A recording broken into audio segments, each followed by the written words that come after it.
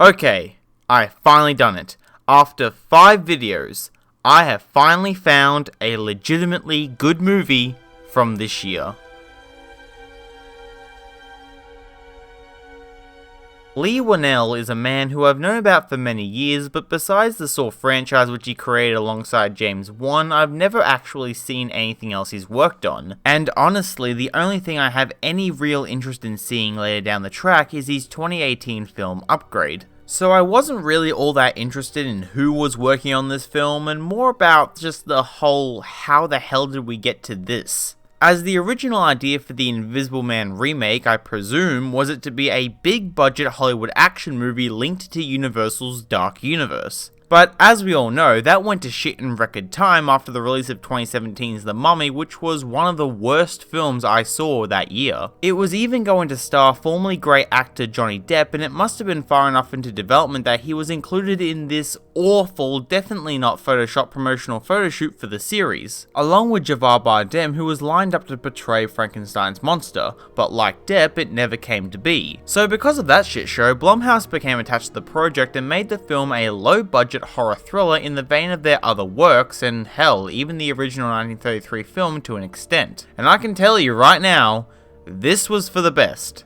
So let's jump into it. First, one of the strongest aspects to this film is the acting. Now again, like Whannell, though I've known about her existence, I've never really been familiar with Elisabeth Moss. I've never seen The Handmaid's Tale, and the only acting I've seen from her was her supporting role in Us, which was okay in my eyes. But she was really good in this. I didn't think she was outstanding, but there were so many great moments concerning her performance that really captivated me towards her character. Her scared and awkward demeanor that makes up the bulk of her personality is very well portrayed, to the point that when she starts going outside her comfort zone or is experiencing moments of happiness, us as an audience feel the same way as we root for her to break away from the torment she's been experiencing. And with her ex still trying to command this controlling presence around her, we desperately want nothing more but for her to be free. And Moss really brings these emotions out in a very real and convincing way that complements the film's tone and doesn't come across as over the top or unnatural. If I were to compare her to other horror leads, I don't think she's as good as Toni Collette in Hereditary or Willem Dafoe in The Lighthouse, but she is definitely in the top 10 of the past 5 years.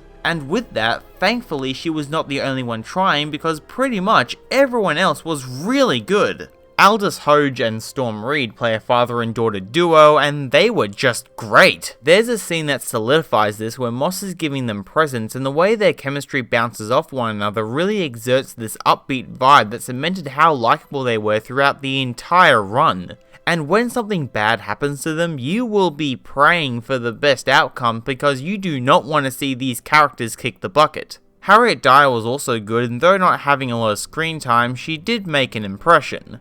And spoiler alert, her death scene was honestly quite shocking, and with so much going on in just a few seconds, it catches you incredibly off guard, and might be one of the best scenes to come out of any horror film in the past 5 years. I mean, that scene was just perfect. The villain, being the Invisible Man, was actually pretty good. Not really in personality, as he was quite forgettable in that regard, but the actions he commits does make him incredibly unlikable, but in a good way. And couple that with the effects he has on Moss's performance, and you have a fantastic hateable antagonist you want to see get defeated. But in saying that, outside the suit, Oliver Jackson-Cohen was the only actor I didn't like, but thankfully he had very little screen time. But the scenes he's in, which are very important to the narrative and are supposed to be suspenseful and uncomfortable, are ruined by his performance, as they became unintentionally funny because of his subdued over-the-top mannerisms. I definitely see what he was going for, and that idea does fit the context of the scene, but I just think it didn't translate as well as intended. Also, there is a painfully obvious twist that you can see coming a mile away. Just letting you know.